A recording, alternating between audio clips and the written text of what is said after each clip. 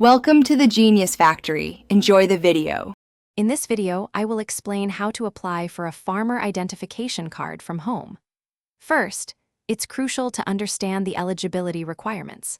These often include specific land ownership or tenancy details, and sometimes a minimum agricultural income. You'll also need to check the age and residency rules for your particular area. Knowing these upfront saves you a lot of time and effort later on, ensuring you meet all the necessary conditions before proceeding with your application. Next, gathering all your essential documents is a vital step. You will need clear proof of your land ownership or valid tenancy agreements.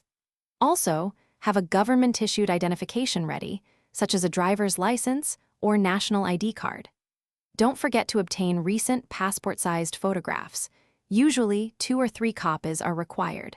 Having these documents organized and ready will streamline your application process significantly. Now, let's move on to completing the application form itself. You can typically download the official form from your local agricultural department's website or a government portal.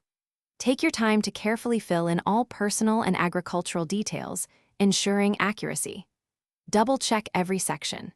Remember to attach all your supporting documents as specified in the instructions, making sure nothing is missed for a complete submission. Finally, it's time to submit your application. Depending on your region, you might submit it online through a dedicated portal or by mailing the physical documents.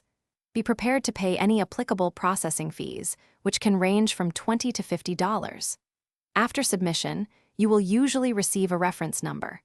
Use this number to track your application status and follow up if needed, ensuring you receive your farmer identification card promptly.